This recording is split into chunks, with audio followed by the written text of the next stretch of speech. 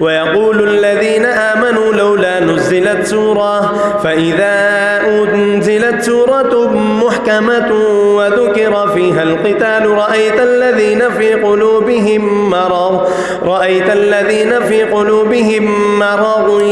ينظرون إليك نظر المغشي عليه من الموت فأولى لهم طاعة وقول معروف. فإذا عزم الأمر فلو صدقوا الله لكان خيرا لهم. فهل عسيتم إن توليتم أن تفسدوا في الأرض وتقطعوا أرحامكم أولئك الذين لعنهم الله فأصمهم وأعمى أبصارهم أفلا يتدبرون القرآن أم على قلوب أقفالها إن الذين ارتدوا على أدبارهم من بعد ما تبين لهم الهدى الشيطان سول لهم وأملى لهم ذلك بأنهم قالوا للذين كرهوا ما نزل الله سنطيعكم في بعض الأمر والله يعلم إسرارهم فكيف إذا توفتهم الملائكة يغلبون وجوههم وأدبارهم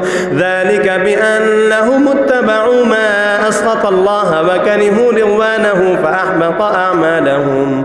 أم حسب الذين في قلوبهم مرض أن لن يخرج الله أضغانهم ولو نشاء لأريناكهم فلعرفتهم بسيماهم ولتعرفنهم في لحن القول والله يعلم أعمالكم ولنبلونكم حتى نعلم المجاهدين منكم والصابرين ونبلو أخباركم إن الذين كفروا وصدوا عن سبيل الله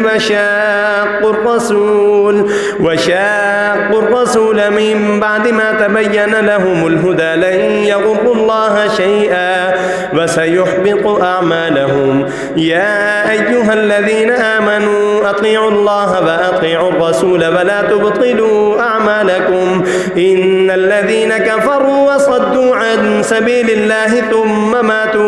ثم ماتوا وهم كفار فلن يغفر الله لهم فلا تهنوا وتدعوا إلى السلم وأنتم الأعلون والله معكم ولن يتركم أعمالكم إنما الحياة الدنيا لعب وله وإن تؤمنوا وتتقوا يؤتكم أجوركم ولا يسألكم أموالكم إن يسألكموها فيحفكم تبخلوا ويخرج أضغانكم. ها أنتم هؤلاء تدعون لتنفقوا في سبيل الله فمنكم من يبخل ومن يبخل فإنما يبخل عن نفسه والله الغني وأنتم الفقراء وإن تتولوا يستبدل قوما غيركم ثم لا يكونوا أمثالكم.